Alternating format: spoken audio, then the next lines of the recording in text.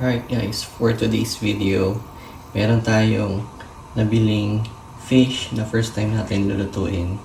And ang suggested nilang recipe is sinigang. So, buwa tayo ng sinigang na gabi. This is the fish. Ang tawag nila, mamali.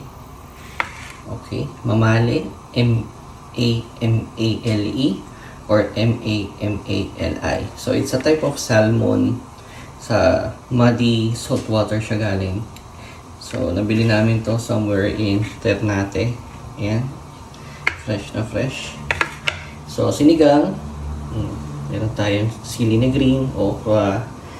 We have our labanos. And yung version natin ito, kangkong. Tapos, so meron din siyang sibuyas at kamatis na pinapakuluan natin sa tubig.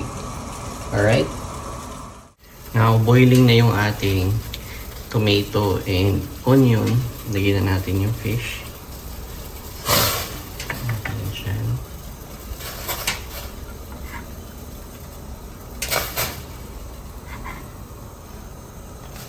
Yung laki ng isda to guys, nasa 3/4. So, kaya natin siya hiwain ng 6 pieces. So, pakuluan lang natin to and then pwede natin ihalo yung mga gulay.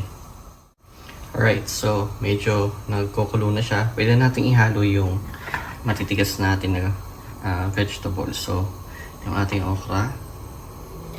Yan natin yan. And yung ating labanos. Yan. Natin. And isasabay na natin as well yung ating mix. Okay. Haluin lang natin. So, haluin lang natin yan. And then, pakaluin lang natin ng mga 2 to 3 minutes. Or, yan. Wait lang natin guys. Ayan na guys, kumukulo na siya. Pwede natin isalin yung ating kangkong. Right?